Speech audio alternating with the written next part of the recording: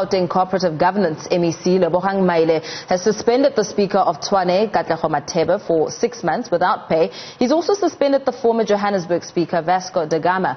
For more on this, let's cross live to our reporter Pelane Phakgadi. Pelane, good morning to you once again. The suspensions have been made. The Human Settlements MEC Lebogang Maile has really spoken quite extensively this morning at his presser, speaking about constitutional delinquents, saying that Vasco Da Gama was mischievous to pursue narrow political interest, and also speaking about how the Tshwane Council is not being dissolved at this stage, touching on several factors this morning.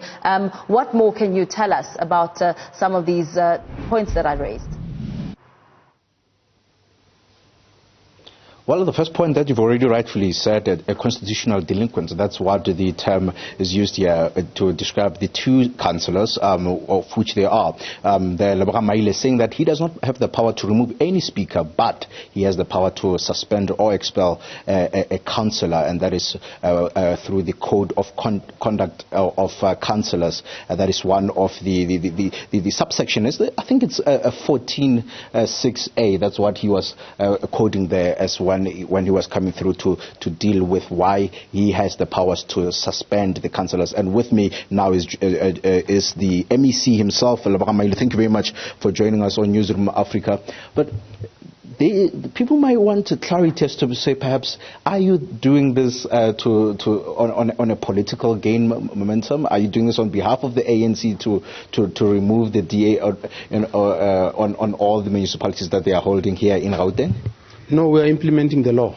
We are implementing the constitution, because the constitution expects that there must be democracy, that there must be transparency, that there must be accountability, and that all of us who are fortunate to be given the responsibility to serve on behalf of our people, we must do that work with integrity, with honesty, and we must be consistent. So what we are saying is that the two patriots have violated our constitution and the relevant legislative prescripts.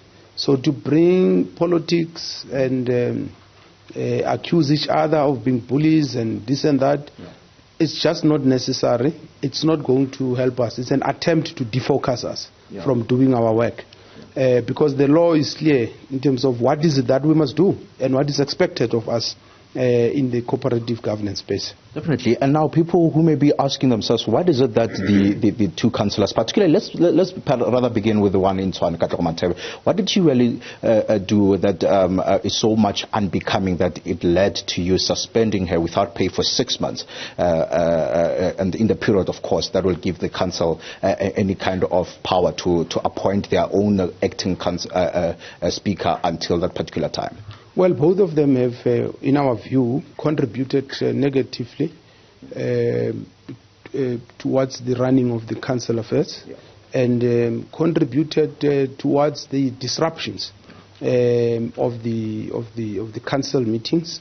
You'll remember that there was an issue about the vote of no confidence on the speaker, the mayor, and other people in Tshwane. This is for the second time. The first bite was in December. The meeting erupted into chaos because of how the matter was dealt with, even how the speaker recused herself. We think she should have recused herself from the beginning, even before that council meeting, because she knew. The subsequent one, she did not want to recuse herself, but to oversee the other three motions when the first motion was about her, and she arbitrarily imposed her views on the full council sitting, and the council is the highest decision-making body. That's disrespectful. That's autocratic. It's not consistent with democracy. That's dishonest, and we can go on and on. So we are not happy. People can run our institutions like their own spaza shops. These institutions have been created by our constitution. People have died for this democracy. Our people place their hopes and trust on all of us who are in public office to represent them, not to pursue our own narrow, selfish party politics interests. And we think in this regard, this is what they've done. And therefore, this is gross misconduct. If you ask me if I had the power to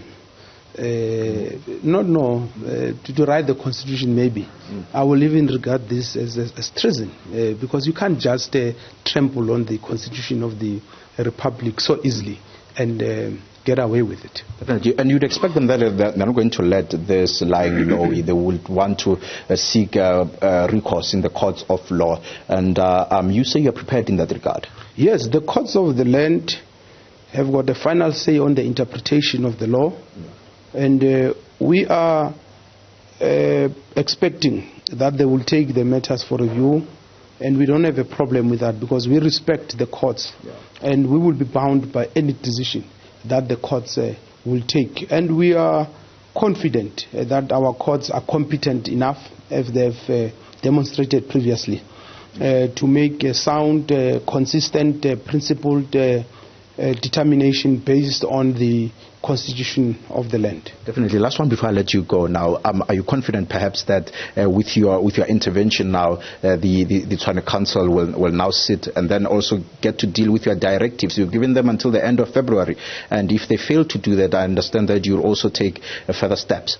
Well, this decision had nothing to do with helping the council to meet. Yeah. But if it contributes positively towards that, it's fine. We will be meeting with the whips of other political parties, because you'll remember that the speaker belongs to a certain party, and obviously the party will not be happy that their member has been suspended, and we don't know what steps they'll take. We just think that they could go to court and all that, including trying to interdict council and coming with other delaying tactics. But we are ready for any eventuality. But what we want to see ultimately, as soon as possible, the council must convene to deal with all issues that are outstanding in relation to governance and leadership matters in the municipality, but to urgently look at the directives that we have issued and respond accordingly. Definitely. Lebogang Maile is the MEC of CoGTA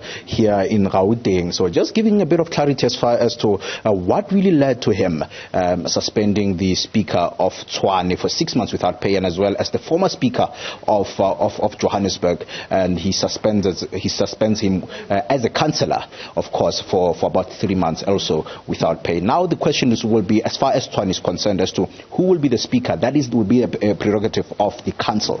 And the council, as the highest decision-making body, they will then have to go and elect an acting speaker, who then make decisions. And now with the EFF and the ANC there having a bit of a majority, because you had seen that they are working out of council. Last week it meant that there was no quorum anymore. That means now if they decide that they want a new speaker, perhaps we might see a speaker coming through from one of those parties, so that they can be able to advance their own agenda as far as to saying who will be the next speaker, and subsequent the motions of no confidence in the mayor and the the chair of chairs, and as well as the whip of council. Back to you there.